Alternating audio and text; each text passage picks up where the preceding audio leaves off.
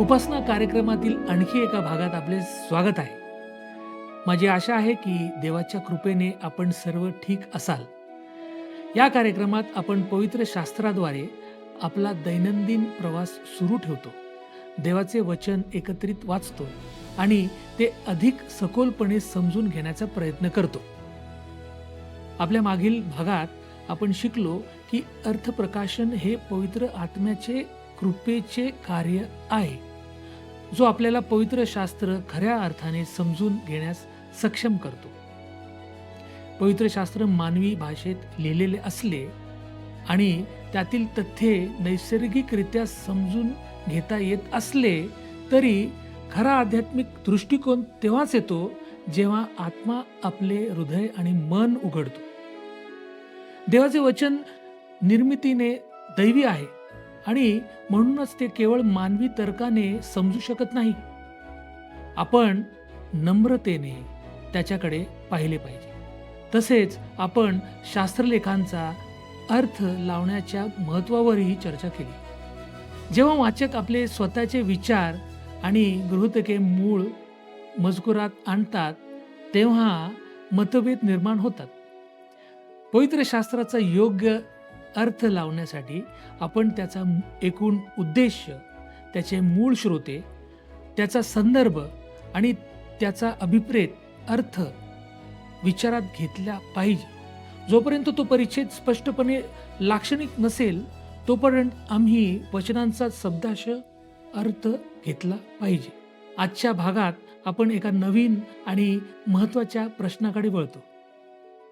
पवित्र शास्त्र खरोखरच आध्यात्मिक जीवनासाठी पुरेसा आहे का? चला आपण आपल्या अध्ययनाची सुरुवात करूया.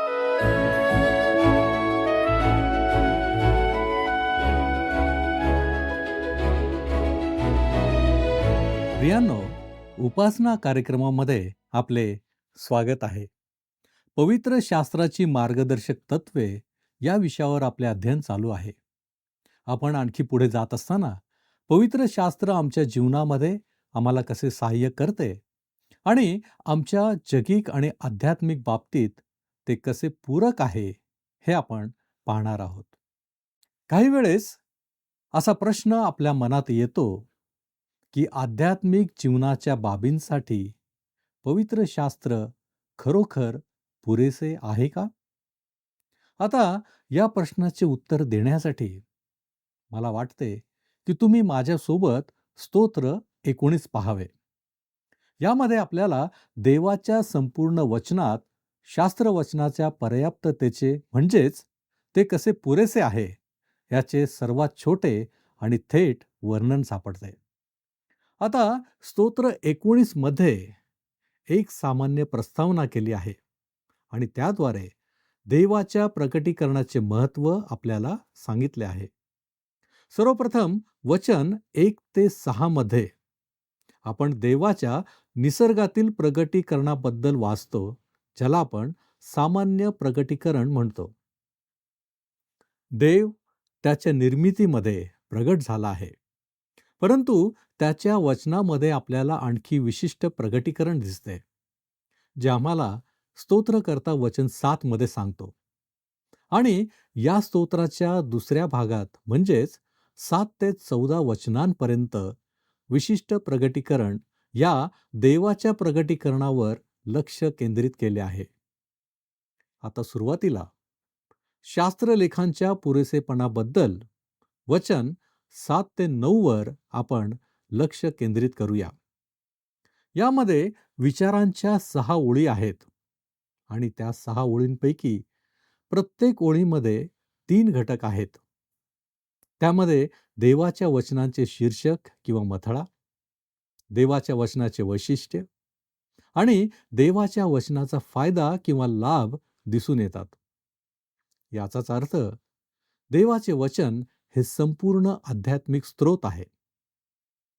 सर्वप्रथम शास्त्रलेखाला प्रभूचा नियम म्हणून संबोधित करताना शास्त्राची व्याख्या करण्यासाठी वापरला जाणारा एक हिब्रू शब्द आहे. तो म्हणतो की परमेश्वराचे नियमशास्त्र परिपूर्ण आहे. ते मनाचे पुनरुज्जीवन करते. आता मी या पुस्तकाला अधीन होणाऱ्या व्यक्तीच्या जीवनात हे पुस्तक काय करू शकते याबद्दल थोडक्यात बोलू इच्छितो. सर्वप्रथम ते परिपूर्ण आहे. आता परिपूर्ण असणे याचा अर्थ काय आहे? ज्याप्रमाणे ते म्हटले आहे तोच त्याचा अर्थ आहे. त्या हिब्रू शब्दाचा अर्थ फक्त सर्व बाजूंनी व्यापक, जेणेकरून एखाद्या गोष्टीचे सर्व पैलू सामावले जाईल. दुसऱ्या शब्दात तो सत्याचा एक व्यापक उपचार आहे जो आत्म्याचे रूपांतर करण्यास सक्षम आहे. आत्मा म्हणजे काय? हा एक हिब्रू शब्द आहे, नेफेश. त्याचे नेहमीच इंग्रजीत आत्मा, जीवन, व्यक्ती किंवा स्व असे भाषांतर केले जाते आणि याचा अर्थ संपूर्ण व्यक्ती असा होतो. याचा अर्थ आहे तुम्ही स्वतः, तुमचे शरीर नाही तर तुमचा आंतरिक मनुष्य. आणि पवित्र शास्त्र सांगते ते म्हणजे हे संपूर्ण व्यक्तीला बदलण्यास सक्षम आहे. या पुस्तकातील सत्ये एखाद्या व्यक्तीला पूर्णपणे बदलू शकतात. तुम्ही म्हणता, "अरे, मला रूपांतरित होण्यास रस नाही." ठीक आहे. मग तुम्हाला या पुस्तकाची गरज नाही. ते इतके सोपे आहे. तुम्ही पहा, हे पुस्तक अशा लोकांसाठी आहे, ज्यांना ते कुठे आहेत याबद्दल काही निराशेची भावना आहे. हे पुस्तक अशा लोकांसाठी आहे, जे म्हणतात, "माझ्या आयुष्यात खूप गोष्टी आहेत. मी बदलू शकेन असे मला वाटतंय. मला वाटतं, की मी नियंत्रण न करता येणाऱ्या माझ्या उत्कट इच्छांमध्ये वाहवत जायला नको होते. मला वाटतं, की मी माझ्या परिस्थितीला बळी पडायला नको होतं. माझ्या आयुष्यात इतके दुःख नसावे असे मला वाटते. माझे नातेसंबंध इतकेच असावेत असे मला वाटते. मी इच्छा करतो, की मी जीवनात महत्त्वाच्या गोष्टींबद्दल अधिक स्पष्टपणे विचार करू शकेन. हे अशा व्यक्तीसाठी आहे, ज्या व्यक्तीकडे सर्व उत्तरे नाहीत आणि जो म्हणत आहे, "मला एक वेगळे जीवन हवे आहे. मला एक वेगळी व्यक्ती व्हायची आहे." कारण तुम्ही पहा, पवित्र शास्त्र संपूर्ण व्यक्तीला बदलण्यास सक्षम असल्याचे वचन देते. कदाचित कोणी म्हणेल, की हे कसं होऊ शकतं? बरं, बायबल म्हणते त्याची गुरुकिल्ली म्हणजे प्रभू येशू ख्रिस्त. देव ख्रिस्ताच्या रूपात जगात आला. ख्रिस्त तुमच्या आणि माझ्या पापांची खंडणी देण्यासाठी वधस्तंभावर मरण पावला. मृत्यूवर विजय मिळवण्यासाठी पुन्हा उठला आणि आता तुमच्या आणि माझ्या जीवनात येऊन आपल्याला बदलण्यासाठी तो जीवित आहे. दुसरी गोष्ट स्तोत्र 19 मध्ये सांगण्यात आली ती म्हणजे शास्त्र खात्रीदायक आहे. ते परिपूर्ण, विश्वासार्ह, विश्वसनीय आहे. भोळ्या लोकांना शहाणे बनवते. हे एक अतिशय मनोवेधक विधान आहे. हिब्रू भाषेत भोळा हा शब्द आला आहे, ज्याचा अर्थ उघडा दरवाजा असा होतो. आणि यहुदी लोक भोळ्या व्यक्तीकडे पाहून म्हणत असत, की त्याचे डोके उघड्या दरवाजासारखे आहे. सर्व काही आत येते, सर्व काही बाहेर जाते. त्याला काय बाहेर ठेवावे हे माहीत नाही, काय आत ठेवावे हे माहीत नाही. अक्षरशः कोणताही विवेक नाही, कोणताही भेदभाव नाही. परिपूर्ण भोळा. सत्याचे मूल्यांकन करण्यास असमर्थ. तो खरोखर सामान्य व्यक्ती आहे. तुम्हाला काय ठेवावे हे माहीत नाही. तुम्हाला काय दूर करावे हे माहीत नाही. तुम्हाला ते कसे नियंत्रित करावे हे देखील माहीत नाही. कारण तुमच्याकडे निर्णय घेण्यासाठी कोणतेही परिपूर्ण सत्य नाही. आणि म्हणून पवित्र शास्त्र म्हणते, की ते खात्रीदायक आहे. ते विश्वासार्ह आणि विश्वसनीय आहे. भोळ्या व्यक्तीला शहाणे करण्यास सक्षम आहे. हे कोणत्या प्रकारचे शहाणपण? यहुदी लोकांसाठी शहाणपण म्हणजे दैनंदिन जीवनातील कौशल्य. ग्रीक लोकांसाठी ते निव्वळ संकल्पना होते. हिब्रू लोकांसाठी नेहमीच अंतिम मूर्ख तो होता ज्याला शहाणपणाची जाणीव असायची, परंतु आयुष्यात मात्र तो त्याप्रमाणे कधीही जगला नाही. आणि म्हणून जेव्हा पवित्र शास्त्र म्हणते की ते इतके विश्वासार्ह आहे की ते एका साध्या भोळ्या व्यक्तीला शहाणे बनवू शकते, तेव्हा याचा अर्थ असा होतो की ते अविवेकी, भोळ्या, अशिक्षित व्यक्तीला दूर करू शकते आणि त्याला दैनंदिन जीवनाच्या प्रत्येक पैलूत कुशल बनवू शकते. तुम्हाला नातेसंबंधांबद्दल जाणून घ्यायचे आहे का? पवित्र शास्त्र त्याबद्दल सांगते. तुम्हाला विवाह आणि लग्न यासंबंधी जाणून घ्यायचे आहे का? पवित्र शास्त्र त्याबद्दल सांगते. तुम्हाला नैतिक गोष्टींबद्दल जाणून घ्यायचे आहे का? पवित्र शास्त्र त्याबद्दल सांगते. तुम्हाला मानवी मनाच्या घटकांबद्दल जाणून घ्यायचे आहे का? तुम्हाला हेतूबद्दल जाणून घ्यायचे आहे का? तुम्ही जे काही करता ते का करता आणि ते कसे चांगले करायचे हे जाणून घ्यायचे आहे का? तुमच्या जीवनाद्वारे जास्तीत जास्त फायदा कसा मिळवायचा हे तुम्हाला जाणून घ्यायचे आहे का? तुम्ही इथे पृथ्वीवर का आहात? तुम्ही कुठून आला आहात? तुम्ही कोठे जात आहात?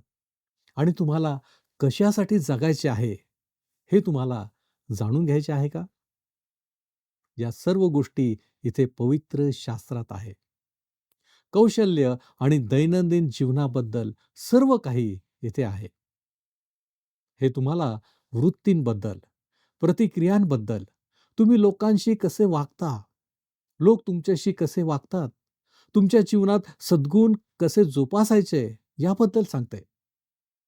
कोणत्याही व्यक्तीच्या अस्तित्वात येणारा जीवनाचा प्रत्येक पैलू या पुस्तकाच्या पानांवर समाविष्ट आहे आणि ते समज नसलेल्या व्यक्तीला दैनंदिन जीवनाच्या बाबतीत कुशल बनवू शकते.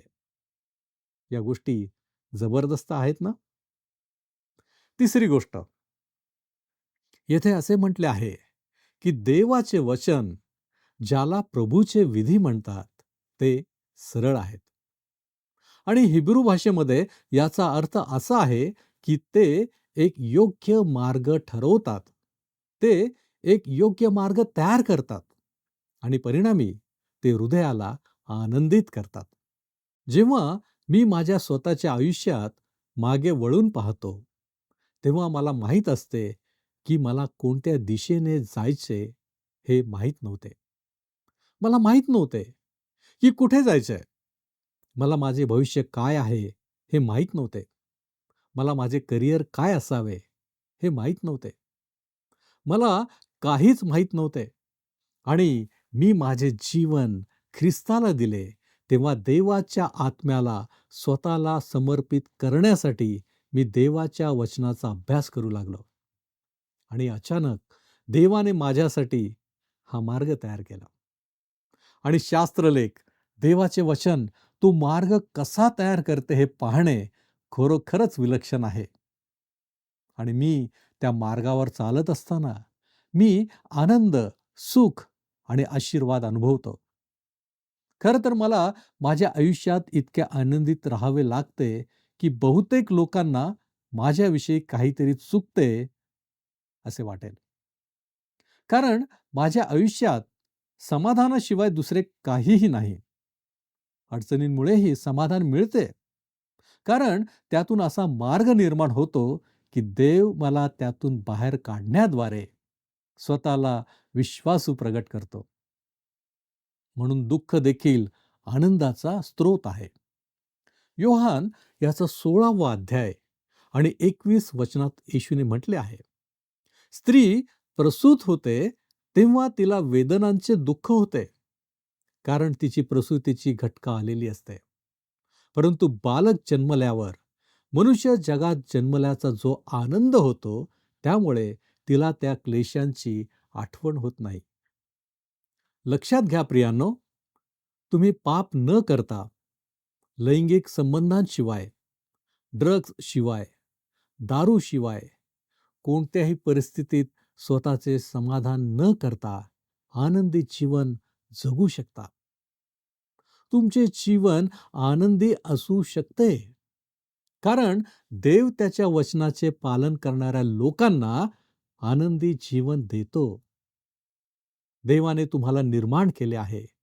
तो जाणतो की तुम्ही कसे सर्वोत्तम काम करता आणि तो जाणतो की तुम्हाला सर्वात जास्त आनंद कशामुळे मिळतो. आणि तो जो आनंद देतो, तो तात्पुरता त्या परिस्थितीसाठी देत नाही, तर नंतरही तो आनंद तुमच्या अंतःकरणात खोलवर राहतो. आता चौथी गोष्ट, परमेश्वराची आज्ञा चोख आहे. ती नेत्रांना प्रकाश देते. आता मी तुमच्याशी प्रामाणिक राहून काही सांगू इच्छितो. आम्हाला अनेक गोष्टी माहीत होऊ शकतात, ज्या अनेक विद्वान लोकांना माहीत नाहीत. कारण आम्हाला पवित्र शास्त्र माहीत आहे. आमच्यासाठी अशा काही गोष्टी स्पष्ट आहेत, ज्या इतर लोकांना स्पष्ट नाहीत. ते डोळ्यांना, विशेषतः जीवनातील अंधाऱ्या गोष्टींना प्रकाश देते. मृत्यूबद्दल काय? रोगाबद्दल काय? दुःखद, त्रासिक गोष्टींबद्दल काय? जगाच्या विध्वंसाबद्दल काय? खोटे बोलणे, फसवणूक, खून, युद्ध याबद्दल वाचून तुम्हाला पेपर वाचण्याचा कंटाळा येत नाही का? या गोष्टी आता जुन्या झाल्यात आणि लोक म्हणतात, हे का आहे? ते का आहे? का? पवित्र शास्त्र या सर्वांचे उत्तर देते. ते डोळ्यांना प्रकाश देते. आता आपण पाचवी गोष्ट पाहूया. परमेश्वराचे भय शुद्ध आहे. ते सर्व काळ टिकणारे आहे. आणि येथे तो पवित्र शास्त्राच्या समानार्थी शब्द म्हणून भय हा शब्द वापरतो. तो असे का करतो?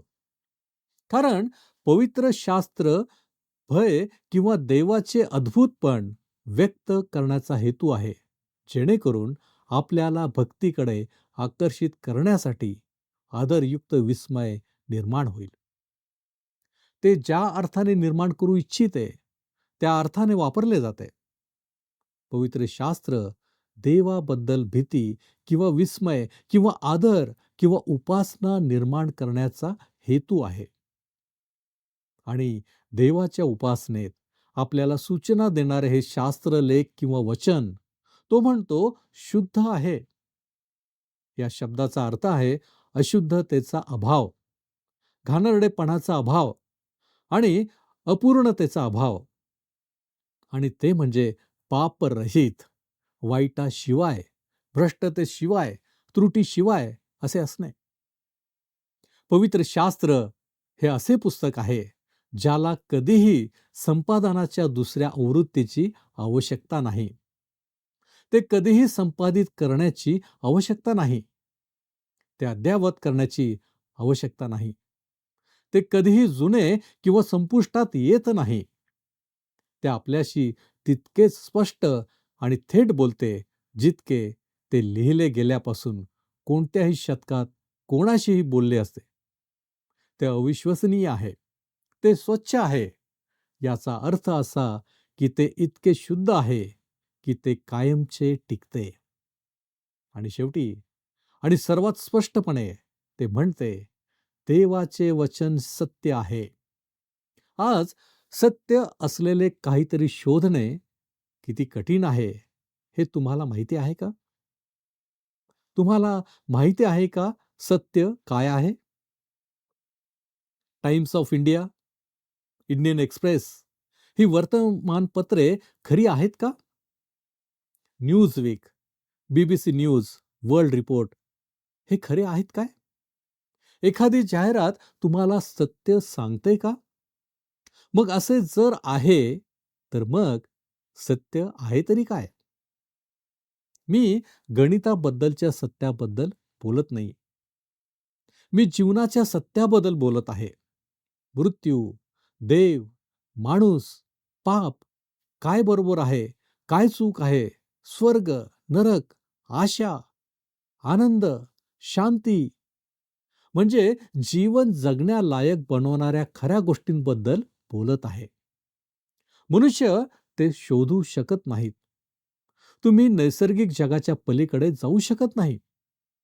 तुम्ही एका कालखंडाच्या सातत्यात बंदिस्त आहात. तुम्ही बाहेर पडू शकत नाही. आणि लोक त्यांच्या मर्यादेतून देव शोधण्याचा प्रयत्न करतात. आणि म्हणून ते धर्म शोधतात. पण ते स्वयंपूर्ण गोष्टींशिवाय दुसरे काहीही नाही. आपल्या पलीकडे काय आहे हे आपल्याला कळण्याचा एकमेव मार्ग म्हणजे बाहेरील गोष्ट आत आली तरच. आणि पवित्र शास्त्र नेमके हेच आहे. हे देवाकडून आलेले अलौकिक प्रगटीकरण आहे, ज्याने आपल्यावर आक्रमण केले. आणि त्याने केवळ लेखणीद्वारे आक्रमण केले नाही, तर येशू ख्रिस्ताच्या रूपात त्याने स्वतः आक्रमण केले आणि त्याने आपल्याला सत्य आणले.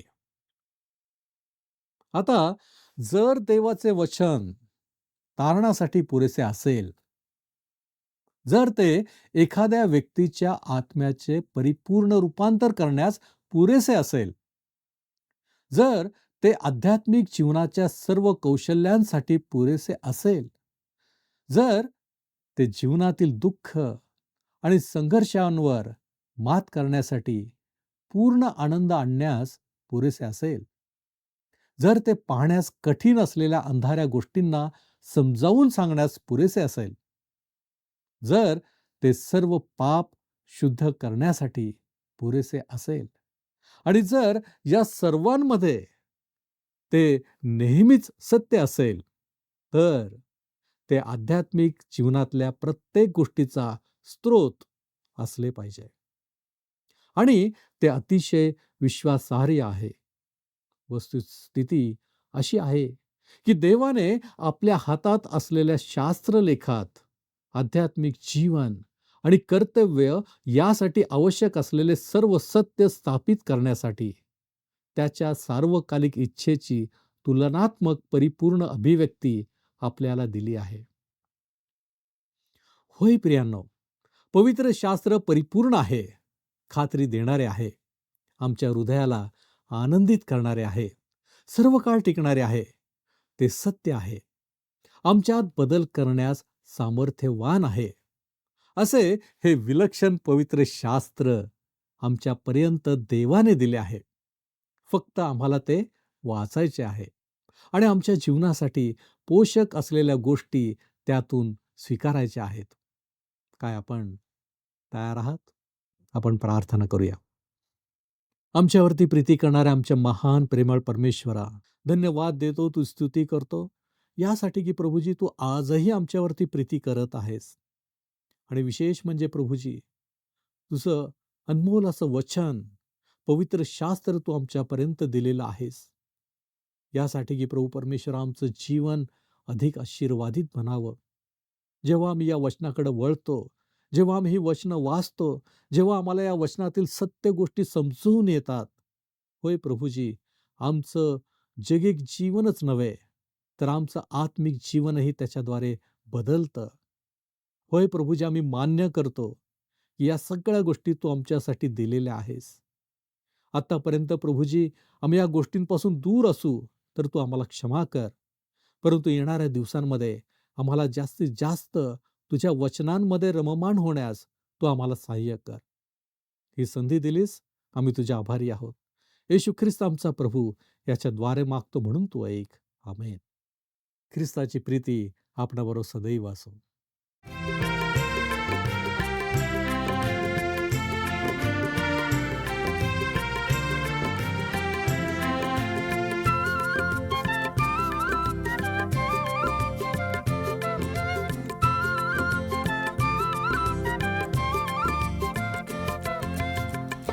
चालली घटिका, चालली घटिका, कर विचार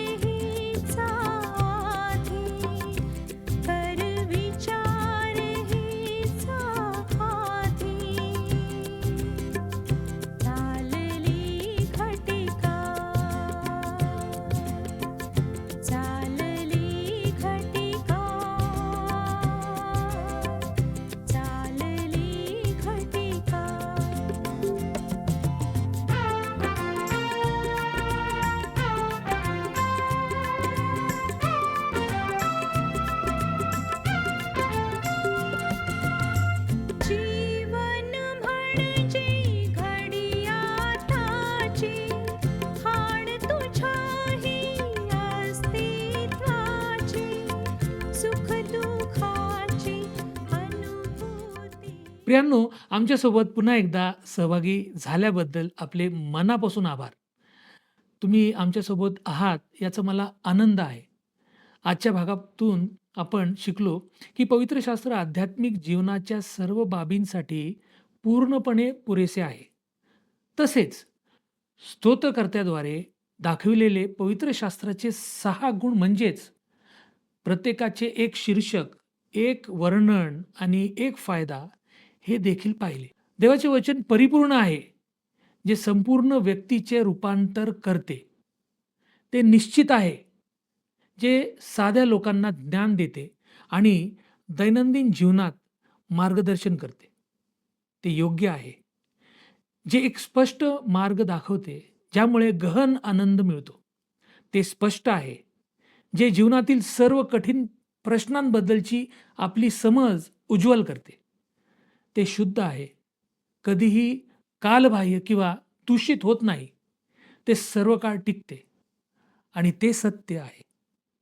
तसेच ते देव, पाप, जीवन आणि अनंत काळ याबद्दलची अशी सत्ये प्रकट करते, जिथे मानवी तर्क कधीही पोहोचू शकत नाही. पुढील काही भागांमध्ये आपण 7 अतिशय सोप्या पण मूलभूत प्राथमिक पायऱ्यांबद्दल चर्चा करणार आहोत, ज्या देवाच्या वचनाच्या अभ्यासासाठी मार्गदर्शक ठरतील. तोपर्यंत आपल्या विश्वासात दृढ राहा आणि देवाचे वचन आपल्या हृदयामध्ये ठसवण्याचा प्रयत्न करा. धन्यवाद.